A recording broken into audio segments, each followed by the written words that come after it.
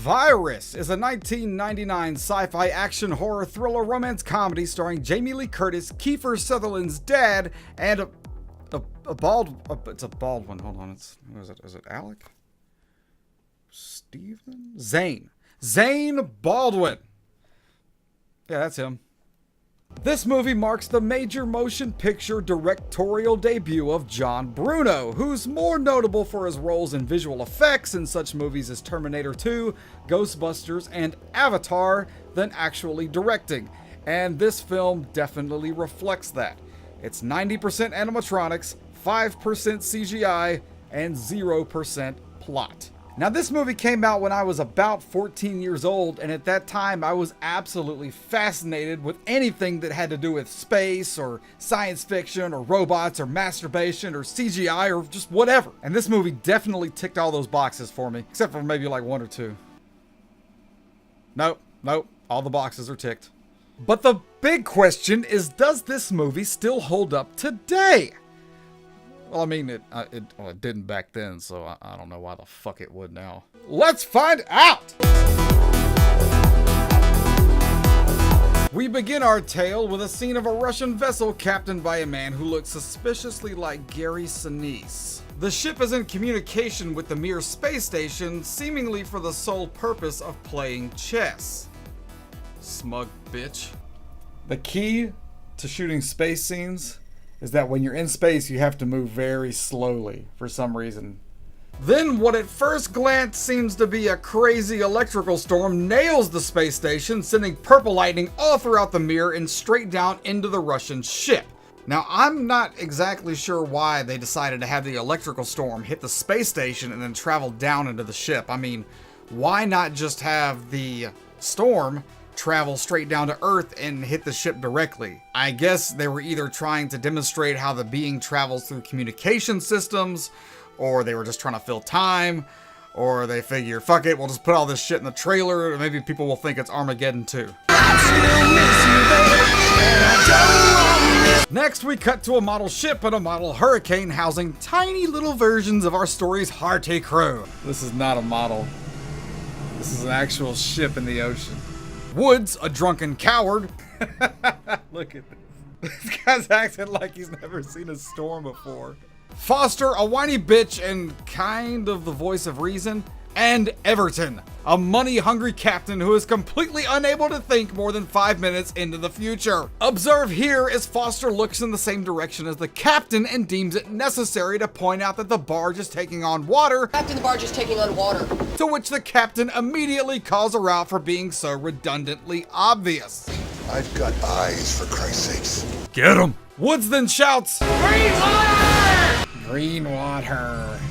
I wonder why he couldn't have just said, hold on, instead of green water. I think that's what he said. I don't know. And the ship is struck by a giant wave causing damage to the engine room, a scene that exists solely for the purpose of introducing us to some more characters. Squeaky, a stereotypical Cuban who is seemingly only in this movie to deliver one racially motivated one-liner. I'm Cuban, I'm not American. Richie, the black guy. Hiko, the Polynesian guy. And Baker, the Baldwin. He's a Baldwin. I mean, that's pretty much all he does. Anyway, back on the bridge, Foster makes a suggestion for a course correction towards the eye of the hurricane, and Everton is just like, stupid bitch, and completely ignores her. Alec Baldwin then makes his way to the bridge and also decides to look in the same direction as the captain and point out that the barge is taking on water. Stephen Baldwin is all like, fuck this shit, I'm not dying over this stupid fucking model, and decides to take some initiative. Kiefer Sutherland's dad pulls a gun on Billy Baldwin and explains to him that he didn't buy model insurance for his model barge, and there's no way he's losing it. And it's not insured. Travis Baldwin then has some kind of spasm, which startles Captain Kiefer and makes him drop his gun. The cable towing the barge, apparently made of cheese, breaks and the barge sinks to the bottom of David Jones's locker. This scene ends with quite possibly one of the most devastating comebacks in silver screen history. Let me tell you something. You ever put a gun in my face again? And you'll what? You figure it out.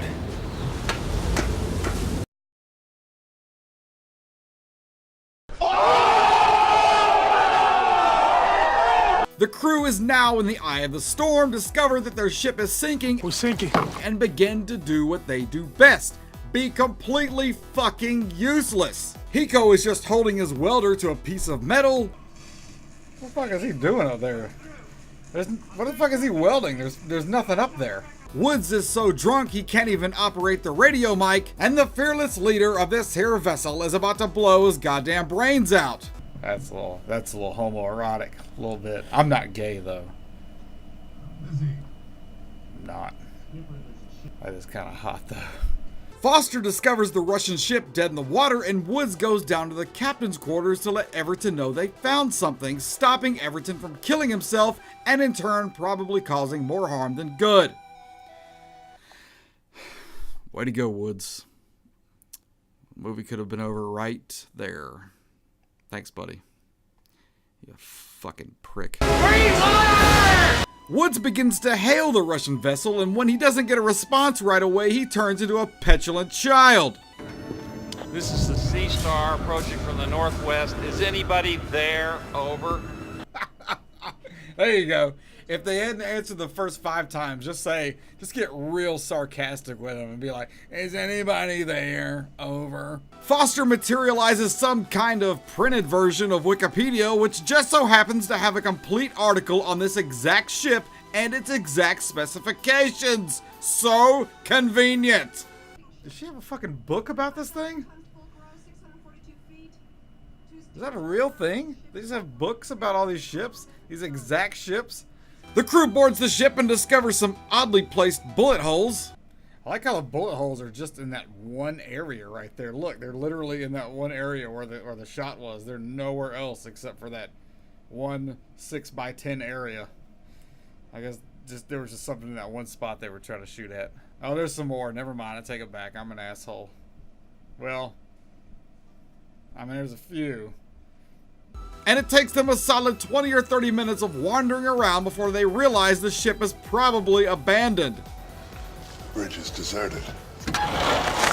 Richie and Everton suddenly have a mutual epiphany that they can salvage the ship and claim $30 million. You thinking what I'm thinking?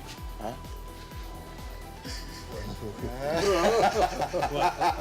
What? Salvage. But only if the ship is completely abandoned. My father was an admiral. I know a little something about maritime law. If there's anybody alive on the ship, you can't claim her. Well, then let's not find anyone. Boy, I sure hope they don't find anyone. Foster then has to immediately shit on everyone's parade because she's a miserable cunt and she hates money. What about you, Foster? Oh, Foster, please, come on. God damn it, Foster! Come on, you stupid There's no such bitch! thing as easy money, Squeaky. I'll take that as a yes, Foster. Tyler, Baldwin, and the Cuban go down into the ship to discover that someone has been cutting electrical lines and smashing equipment, and like the total retards that they are, decide to start fixing things, which reboots some kind of stack of TVs or something that it sounds like a pig. Oh, okay. Outside, we're introduced to some foreshadowing that an anchor is about to be dropped onto the Sea Star, I don't know much about computers, but that's an anchor. followed by a scene where an anchor is dropped onto the Sea Star. Not only does this scene convey the irrational prejudice that this movie seems to have against the Sea Star, but it also confirms without a shadow of a doubt that Woods is the biggest pussy in the world. Tell you what, I'm gonna go get some help. You can't swim? He can't fucking swim? He's a fucking sailor and he can't swim? Shouldn't that kind of be like a prerequisite of being on a ship, is being able to swim? Wouldn't that be like kind of at the top of your CV there? Don't. Lift up. Lift up. Hold this. What are you looking at? Well, hey, it could have been me. Hiko is then taken to the sick bay and makes a joke that isn't funny, but Jamie Lee Curtis laughs anyway. You have a high pain threshold. Yeah, I usually do it myself. Woods and Richie find an armory, and Woods, in classic Woods style, starts to piss and moan about being armed to the teeth. Oh, come on, Richie. Isn't that enough guns? Damn. So much, in fact, that he decides that he's too well armed and haphazardly throws a rocket-propelled grenade to the ground. Get rid of some of this.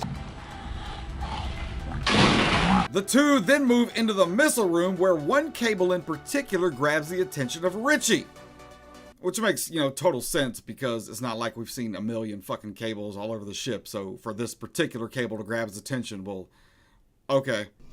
How the fuck did he notice that cable out of all that shit in that room? Hello, Mr. Cable.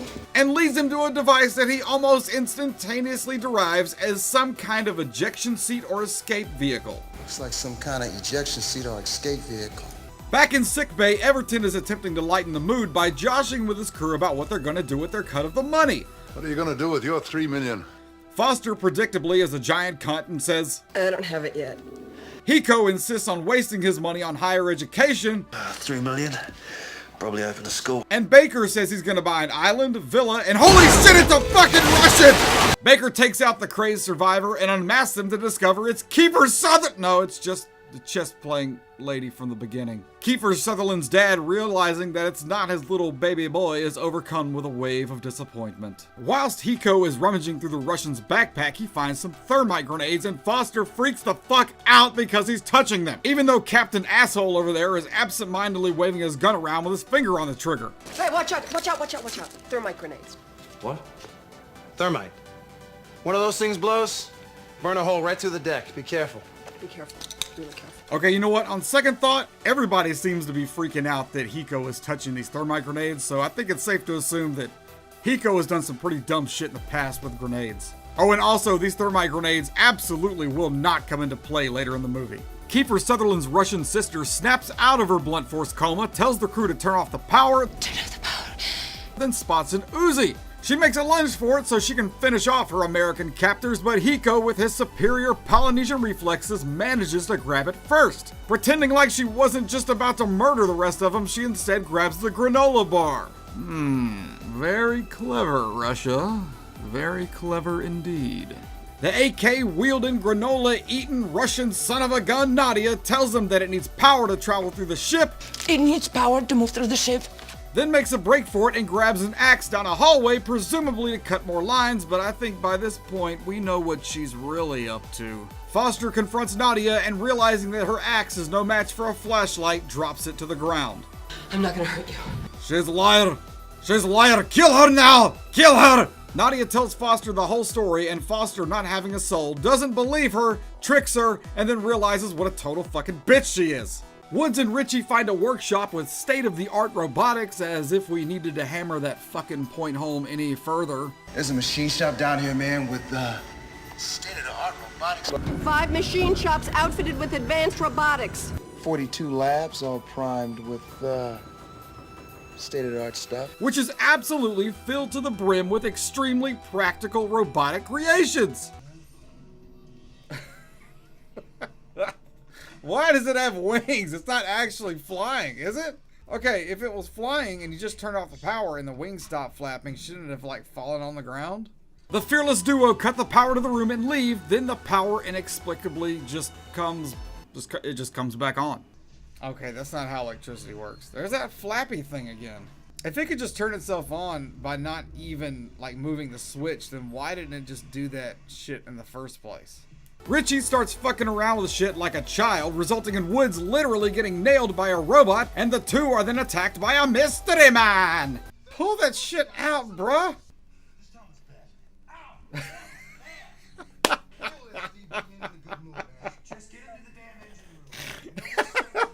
How is it? Woods and Richie meet back up with Donald Baldwin, and the mystery man returns.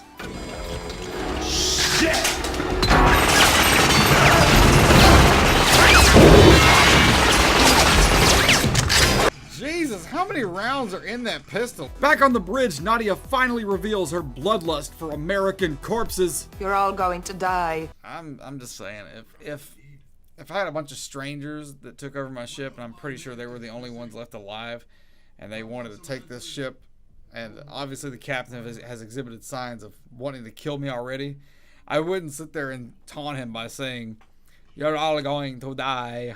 And her dad decides that he's tired of getting Christmas cards written in Russian. I'm gonna give you 5 seconds, and then I'm gonna blow your brains out. Shoot me, I don't care. Just shut down the power to the ship. I would care a little bit. The gang rolls into the bridge with the dead body that they went through the trouble of carrying up multiple decks, all for the sake of proving that Nadia was right the whole time. And it turns out to be the robotic Russian Gary Sinise. Ugh, that is disgusting. That looks like pulled pork. Now that Nadia is armed with substantial evidence, she's allowed to finish her story about what happened on the ship. Machines are controlled by the electrical energy in the computer. If we can cut their source of power, they'll die. But you don't want to listen to all that Russian mumbo jumbo, so we're gonna let Richie give you the abridged version. You mean it's like lightning that can think? Richie, as usual, then starts fucking around with shit even more and discovers how to make the corpse do a jump scare. Nadia then wants to see if she can make the corpse do a jump scare, and what do you know? She does it! Everybody's doing jump scares!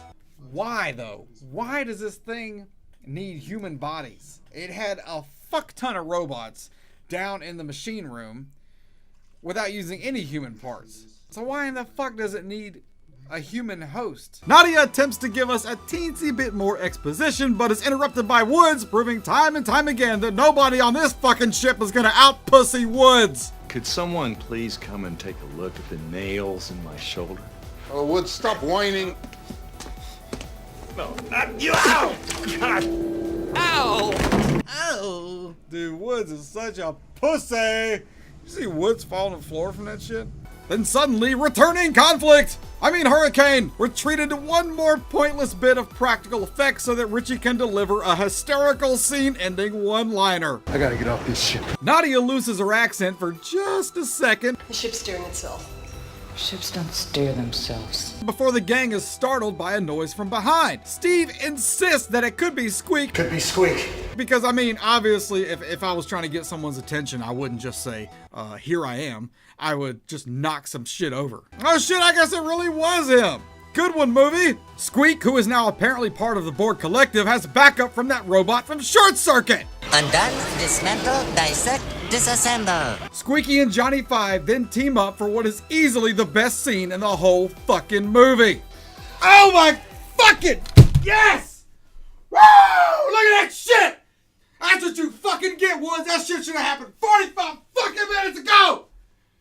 God damn it, that feels good! Oh my god!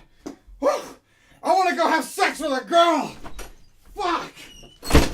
Richie finds a radio and manages to repair it to send out a mayday, but Everton takes it upon himself to unrepair it with a shotgun and calmly explains that he's trying to get his crew paid. No one else is going to claim salvage on this vessel but us. Foster punches him in the face, solidifying that she is still the current reigning world heavyweight bitch of the universe, and mutiny ensues. Okay, at this point, we clearly see where the captain's head is still at. There's murderous robots running around, and they're in the middle of a goddamn hurricane, and all he gives a fuck about is that $3 million that he probably won't get because this lady is still alive. Richie then gets the wise idea to attempt to reason with the machine, only to discover that machines can't be reasoned with because they are cold, calculating, soulless entities, much like Foster. Squeaky finally breaks through the bulkhead, delivers the funniest line in the movie. Steve. That was not a well done practical effect. And Richie completely loses his shit. The gang finally makes it to the room where the mainframe computer is located, and wouldn't you know it, the fucking Thing moved itself. Okay, I was just saying that just now. Everton attempts to make a deal with the machines, which will most definitely not backfire. Richie is still going batshit crazy, even though he's like a seasoned combat veteran. Yo, why has he got that bandana on all of a sudden? What's going on with that? Why are his clothes all like ripped and tattered? And Johnny Five returns for more input. Squash. Dead. Disassemble. Dead. Disassemble. Dead! The gang attempts to make their way back into the ship from the outside since all the doors behind them have been welded shut. No, come on. How the fuck did they just weld that and then get the fuck out of there that quick? And Hiko was washed overboard. Boy, for someone who doesn't know how to swim, he sure is in the ocean a lot. I can't swim! The crew make it back to the bridge and discover that their mayday has gotten out when suddenly a wild Sutherland appears. Hey, remember those thermite grenades from earlier in the movie and I said they wouldn't come into play? Well, guess what? They come into play right now. Nadia takes one and shoves it right up inside Donald Sutherland's torso and turns him into a pile of goo and metal. Everton? More like ever done. Ever done. Donald, ever done. Ever fun? Done. Donald Sutherland? Donald Sutherland. Ever done. The gang come up with the idea of filling the hull with fuel and blowing up the ship with a timed explosion. Holy shit, that's a lot of fuel. Nadia won't shut the fuck up about chess. Checkmate. And a CGI Johnny Five corners Foster and takes her hostage. Johnny Five has Foster tied up for a good old-fashioned torture scene when suddenly Nadia and Baker appear out of... Okay, alright, look. Okay, they just show up like this doesn't make any sense. This scene is so incredibly anticlimactic. Like, what the fuck? Something's missing here. Like, where were they? Also, none of these people should have guns. They're like constantly pointing them at each other and just shooting at, like, they just generally treat them like toys. And then to top it all off, here comes Richie. Oh, Richie's back. And he's got a fucking RPG. And you know what he does? He fucking shoots it at Johnny Five from literally like 20 feet away while Foster and Baker and Nadia are standing right next to the fucking thing. I mean, like, wasn't he like a weapons expert or something in the military? It doesn't say, but I think that's what he was because of how big his hard-on was when he went into the missile room. And like all of a sudden he's like sane again, like he was going all Apocalypse Now 15 minutes ago for some reason, and all of a sudden he's fine now. Like, fuck me, dude. Murderbot, seemingly unaffected by the explosion that it just took, dumps a fuck ton of metal on Richie and Baker and continues to give chase towards Nadia and Foster. Richie, realizing that his goose is fully cooked, tells Baker that he needs to get to the missile room, and instead of just telling him why, he decides to be as cryptic as fucking possible. But you gotta get to the missile room. You'll understand when you get there. He then dies an extremely melodramatic death. Johnny Five is back yet again, taunting Foster and Nadia with their bomb he found and destroys it. He then picks up Nadia and says, For you, from Stephanie. All natural granola brownies. No preservatives or additives. Nadia decides to make a self-sacrifice in order to finish off the relentless robot once and for all, but of course she only succeeds in killing herself.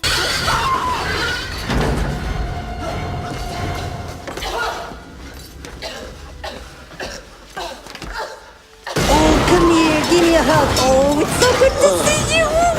Baker and Foster rendezvous and head to the missile room where they discover the ejection seat. Looks like some sort of ejection seat. How the fuck is everybody figuring out that this thing is an ejection seat? Baker and Foster strap in, know exactly how to work the controls, and launch themselves into the big safe arms of the awaiting hurricane, detonating Richie's bomb in the process. Hey, there's those thermite grenades again. Okay, so they escaped the ship. That's great. But now they're being thrown into the ocean in the middle of a fucking hurricane. Is that really that much better? We then find Foster and Baker floating on what appears to be a very buoyant piece of metal, and Foster sees Hiko floating next to her. Foster swims over to Hiko to see if he's still alive, and at this point she's not too worried about jump scares because it's the end of the movie. Foster then wakes up on a helicopter in the arms of Baker and realizes that last jump scare was just a dream. So that was Virus. It's pretty much a boring movie. I mean, some of the action's okay. I liked it a lot more as a kid. John Bruno, you know, he was a special effects guy, so I think he wanted this whole movie to ride on just special effects and Jamie Lee Curtis. I think if John Bruno had continued to direct, this was like the only major motion picture that he ever directed, and it flopped commercially and financially. I think he could have gotten better if he would have kept directing. Perfect example, Michael Bay also relies heavily on special effects for his movies. And one of his earlier movies, Bad Boys, everyone knows was a giant piece of garbage. And then he went on to direct classic, timeless films like Transformers: Age of Extinction. I would have to say on my arbitrary movie rating scale, I give Virus 10 out of 10.